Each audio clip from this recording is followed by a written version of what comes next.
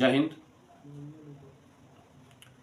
आप लोग ये सुने होंगे कि शिक्षा विभाग में बहुत से शिक्षक फर्जी पाए गए। अब आज का समाचार सुनिए, दैनिक समाचार पत्र में भी निकला है। किशनगंज के डीपीओ साहब फर्जी प्रमाण पत्र पर नौकरी कर रहे हैं। जांच उपरांत पाया गया कि फर्जी प्रमाण पत्र पर जो है नौकरी कर रहे हैं। आप हमारे वीडियो को देखिए आखिर तक। कौन सा फर्जी प्रमाण पत्र है मैं इस वीडियो में बता दूंगा क्लियर, कैसा फर्जी प्रमाण पत्र है। किशनगंज के डीपीओ श्री सूरज कुमार झा जी हैं और इनका बहाली 4/2/2022 को हुआ है।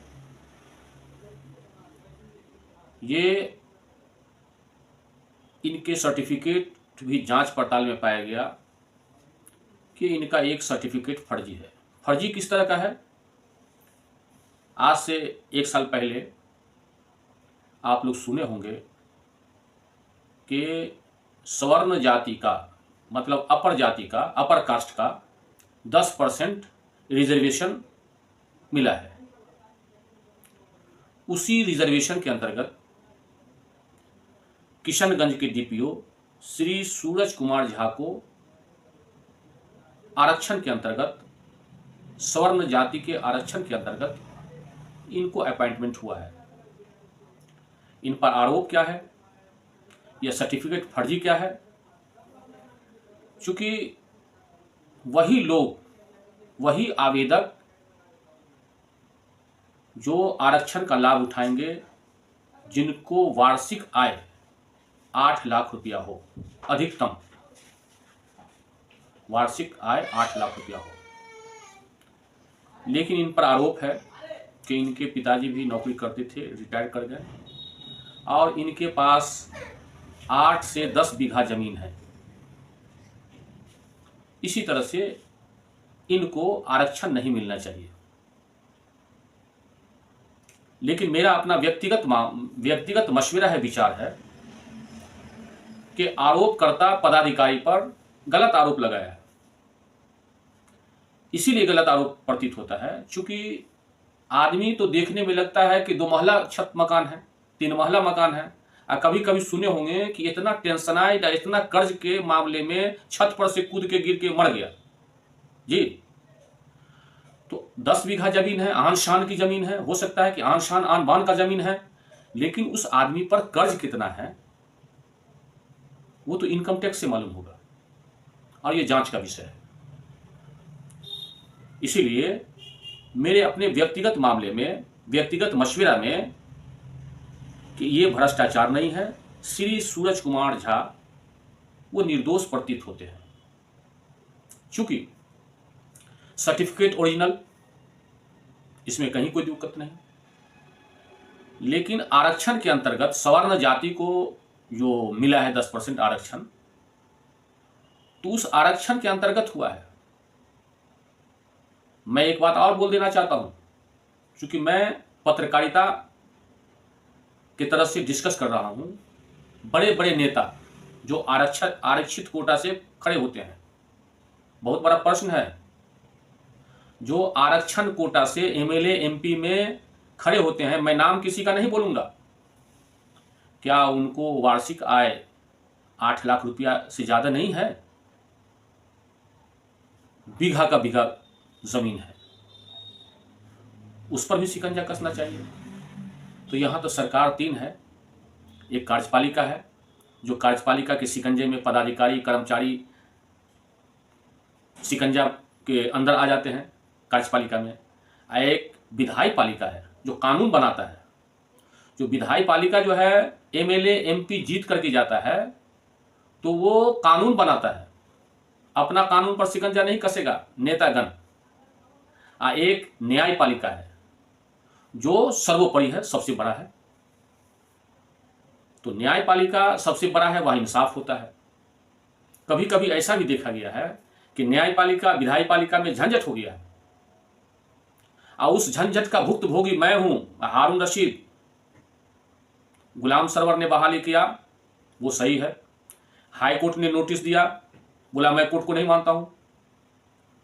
2 साल केस चला, और केस चलने के बाद जो है ये जस्टिस पटना के जस्टिस लोगों का ट्रांसफर हो गया। वो ट्रांसफर क्या मतलब पदोन्नति, प्रमोशन होकर के सुप्रीम कोर्ट चला गया। अंत में यहां भी जातिवाद हो गया, कोर्ट में भी जातिवाद हो गया। चूंकि उस समय लालू प्रसाद यादव का सरकार चल रहा था 1990, 91, 92 में, एकदम तूती नहीं बोलता था किसी जाति का, तो वहां भी जातिवादी हो गया। हाईकोर्ट में 2 जज, माननीय 2 जज थे, एक बनवारी लाल यादव, एक और शशांक कुमार सिंह थे। दोनों जज अलग फैसला कर दिया। बनवारी लाल यादव बोला कि माननीय अध्यक्ष श्री गुलाम सरवर साहब जो बहाल किए हैं वो सही है, अपने क्षेत्राधिकार के अंतर्गत सही है। और शशांक कुमार सिंह ने कहा कि मैं डिसएग्री, इससे एग्री नहीं हूं। हम लोग फिर अपील में गए तो डिस्कशन हुआ। होते होते वहां से, चूंकि गुलाम सरवर साहब का स्पीकर यही बोलता था हाई कोर्ट को कि नीचे ऊपर भगवान है और नीचे स्पीकर, बीच में किसी को इंटरफियर करने का पावर ही नहीं है। लेकिन विरोधी दल का जो वकील था वो कहा योर ऑनर, मान लिया गुलाम सरवर को पावर है, अध्यक्ष को पावर है, लेकिन आर्टिकल 16 और 14 में जो समानता का अधिकार है, इन्होंने समानता के अधिकार को हनन किया, इसलिए ये बहाली अवैध है। और अंत में अवैध बहाली किया, कैंसिल नहीं किया। हाईकोर्ट का मजाल नहीं, कैंसिल किया। और सुप्रीम कोर्ट में जब ये फिर अपील में गए, हम लोग 7 साल में काम किया हूँ, 90 से लेके 96-97 तक। तो सुप्रीम कोर्ट गया, सुप्रीम कोर्ट में 5 सदस्यीय जो है जज था, वहां का नो ये बिहार का मामला है, डिसएग्री, वहां से हम लोग हार गए। ठीक इसी तरह से मैं एक बात कहना चाहता हूं, जो इंक्वायरी की है वो पदाधिकारी को, क्या माननीय एमएलए जो सुरक्षित क्षेत्र से जीतते हैं, क्या माननीय एमपी जो सुरक्षित क्षेत्र से जीतते हैं, क्या माननीय मुखिया जी, माननीय जिला परिषद महोदय ये सुरक्षित क्षेत्र से जीतते हैं, तो क्या इनका आय देखा जाता है?